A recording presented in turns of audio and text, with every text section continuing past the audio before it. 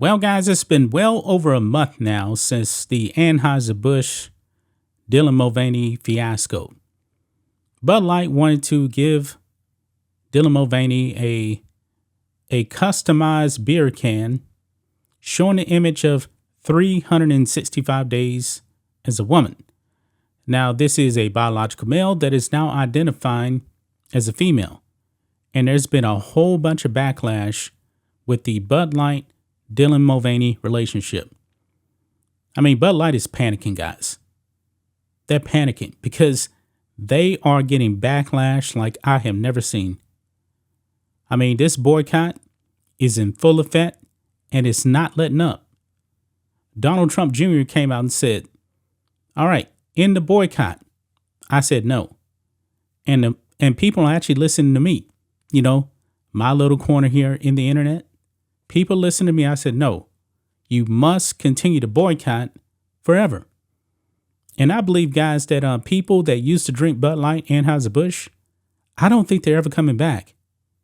Because today, guys, Anheuser-Busch, they got some devastating news. Actually, this dropped yesterday.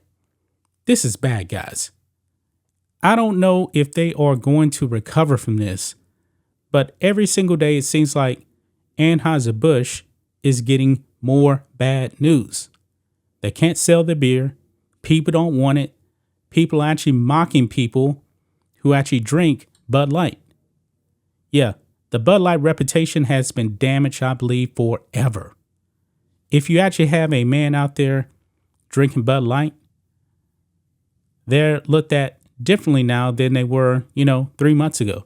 And it's kind of funny, guys. I was actually in the grocery store yesterday, and I was in line actually checking out. And this guy in front of me, he had an 18-pack of a Bud Light that he was actually buying. Something's telling me he probably didn't know about the boycott. He probably didn't know it. It seems like he's a working man. He's not, in the know about everything like we are. But maybe if he actually did find out about the boycott, he probably would actually go back, return it, and get something else. Well, but anyway, let's go ahead and get into this, guys, because this is a disaster for Anheuser-Busch. Look here on the New York Post. Anheuser-Busch stock downgraded by HSBC analysts over Bud Light crisis. Yes, the stock has been downgraded. This is bad, guys. If you're actually holding on to Anheuser-Busch stock, this is not good news, guys. It's not good news. This stock, I believe, is down something like sales, I should say, of Bud Light is down something like 25%. It's bad. It says here, the stock of Bud Light parent company Anheuser-Busch has been downgraded by analysts at HSBC, who say the brand is in the midst of a crisis following the outcry over its ties to transgender social media influencer Dylan Mulvaney. Carlos Laboy, a managing director at HSBC's global beverage sector, downgraded the stock of Anheuser-Busch InBev to a hold status, meaning that investors should neither buy or sell their shares of the company. Yeah. So in other words, guys, the future is pretty murky here. I mean, people that are trying to go long on Anheuser-Busch, they are recommended not to do anything right now because it seems like the future of this company, especially Bud Light, is in real question, guys. Real question. And if I'm not mistaken, Donald Trump, I believe he actually has some stock in Anheuser-Busch. That's what I heard. Don't know that for a fact. But even Trump has come out and he has said he is down with this boycott. He has praised it. Now, from what I actually understand about Trump's investment, it's not much, like $1 million. I mean, Trump is a billionaire. I mean, $1 million is just a drop in the bucket. So it is what it is. LaBoy said that the backlash of the Mulvaney branding partnership is a sign that there is, quote, deeper problems than ABI admits, according to a note that was first reported by CNBC. Quote, is ABI's leadership getting the brand culture transformation right? It's mixed, LeBoy wrote in a note that was published on Wednesday. At AmBev, we think the answer is yes. In the U.S., we think it's no, LeBoy wrote. Yeah. And I do believe that behind the scenes, that things are a lot worse than what Anheuser-Busch actually wants to admit. Because remember, the marketing executives that over there at Bud Light, 2 of them gone, on leave. Don't know when they're actually going to be back. I don't think that they will be back. I think this was pretty much how can I say it? Probably a nicer way of telling these marketing executives, hey, you're fired. So they're probably going to keep them around for a little bit, keep paying them. And they've already been replaced, but it's not permanent yet. I'm pretty sure that it probably will be, but Anheuser-Busch is probably actually hoping that eventually all of the backlash will probably actually kind of mellow down, and then they'll just let these people go and nobody will know. But something's telling me that if that news does actually drop, that the marketing executives have been on can, I'm pretty sure that news will get out there and we're going to be all over this, guys. All over it. It says here, quote, the way this Bud Light crisis came about a month ago, management's response to it and the loss of unprecedented volume and brand relevance raises many questions. Absolutely. Why did its U.S. leadership underestimate the risks of pushback, given the recent experience of other firms, LeBoy wrote. Is AB hiring the best people to grow the brands and gauge risks? If Budweiser and Bud Light are iconic American ideas that have long brought customers together, why did these marketers fail to invite new customers without alienating the core base of the firm's largest brand? Man, he is hitting it right on the money right here. Because what happened is Anheuser-Busch, Bud Light, they wanted new customers, and they absolutely did alienate their core base. I mean, the marketing executive that is quote unquote on leave right now, she came out and she said, yeah, my job is to actually remake this company. We want to get rid of the frat boy image. And then they went out there and got Dylan Mulvaney. I mean, she told you that. And now that sales way down, Bud Light is panicking. They're trying to do whatever they can to get people back. But it seems like every time that Bud Light and Anheuser-Busch actually goes out there to try and get people back, people are just pushing back more and more and more. This brand is completely damaged, guys.